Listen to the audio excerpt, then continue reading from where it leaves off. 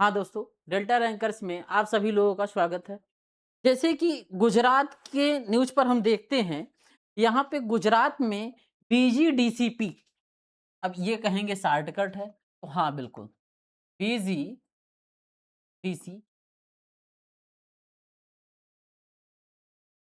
ये बीजीडीसीपी ये हमें बता रहा है कि विकसित गुजरात डाटा सेंटर पॉलिसी, विकसित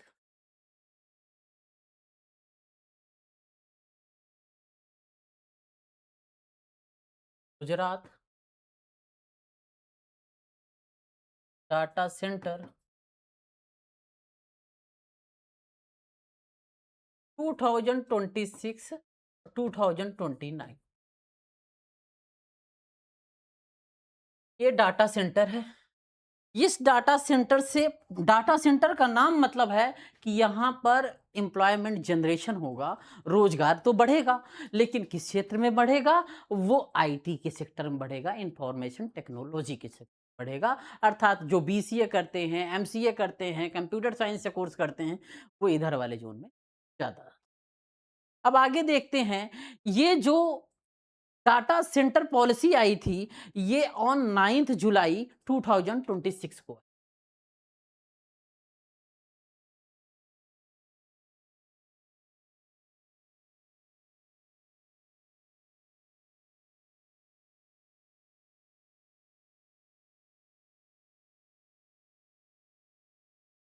ये 19 जुलाई 2026 को आई थी। इसमें जो गुजरात गवर्नमेंट ने एक अनवील किया, अर्थात गुजरात गवर्नमेंट ने इस डाटा सेंटर के विषय में खोला और बातें बताई, और उन्होंने कहा कि ये विकसित गुजरात डाटा सेंटर पॉलिसी 2026-2029 वो क्या कर रहे हैं? बना रहे हैं, और कहाँ बना रहे हैं ये? गुजरात के गांधीनगर।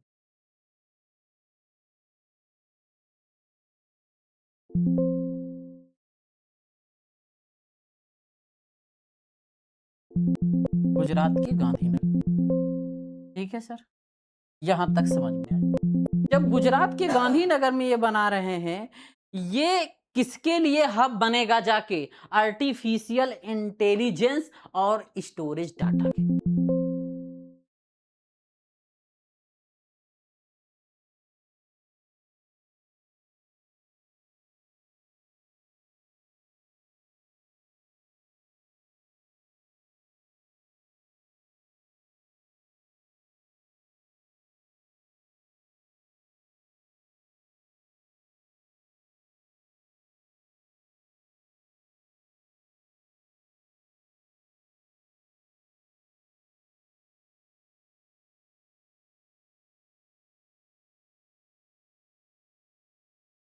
स्टोरेज डाटा के लिए ये हब बनेगा, दो चीजों के लिए ये हब बनेगा।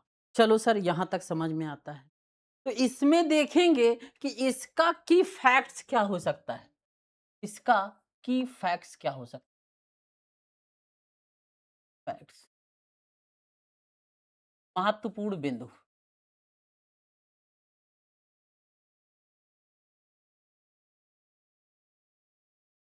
इसकी फैक्ट्स में हम देखते हैं, तो हमें मिलता है कैपेसिटी गोल। ठीक है, कैपेसिटी गोल क्या है? कैपेसिटी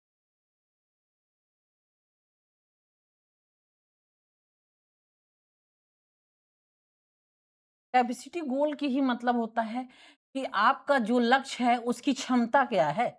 इसकी क्षमता जो अभी तक है, अप टू कितना है सर? ये 8 गीगावाट अप टू है। 8 gigawatt up to, gigawatt up to मतलब 8 गीगावाट से ऊपर की बात कर, 8 गीगावाट से ऊपर की बात।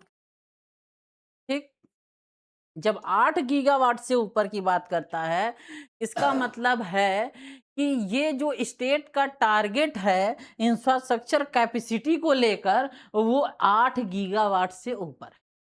पहली चीज। दूसरी चीज हम देखते हैं, फाइनेंशियल इन्वेस्टमेंट इसमें कितना लगेगा?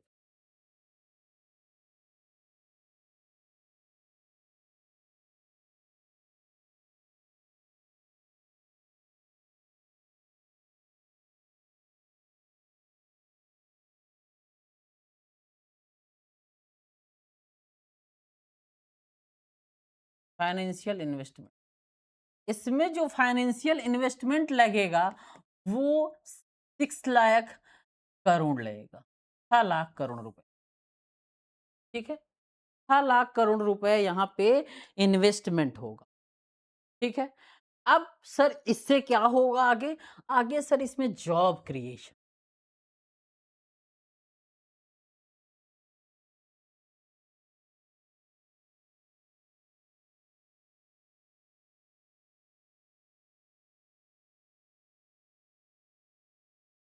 ठीक है, जॉब क्रिएशन में आप देखेंगे सर कि इसमें जो है state work force in the tech sector बढ़ेंगे। State work force in the tech sector,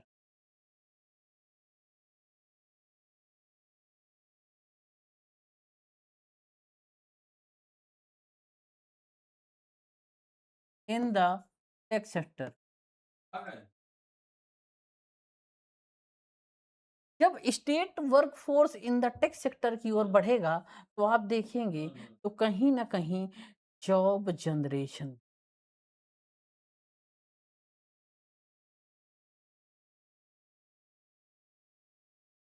generation.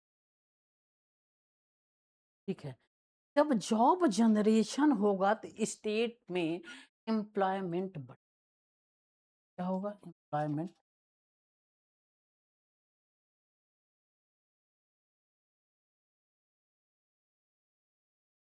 Employment बढ़ेगा, और जैसे ही एम्प्लॉयमेंट बढ़ेगा स्टेट मजबूत होगा।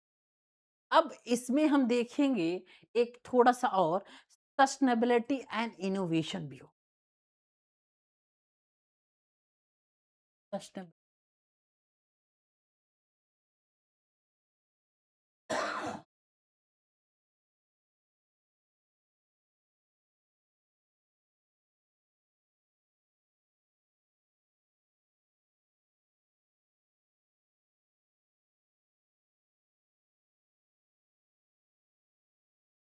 इनोवेशन हो, सस्टेनेबिलिटी एंड इनोवेशन में हम देखेंगे कि जो यहाँ पर सस्टेनेबिलिटी है, data centre must utilise 51% renewable energy. Data centre must utilise 51%, 51% renewable energy.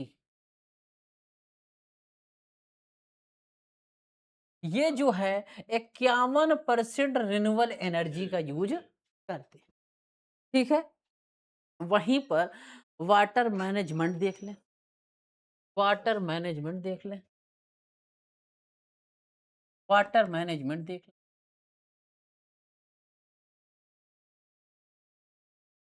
Water management देख, इस वाटर मैनेजमेंट में हम पाएंगे कि इसमें वाटर का मैनेजमेंट होगा, वो क्या होगा? वो प्रिजर्व करेंगे लोकल रिसोर्सेस के माध्यम, अर्थात जो लोकल एरिया होंगे, ये जो लोकल एरिया होंगे ये वाटर प्रिजर्वेशन करेंगे।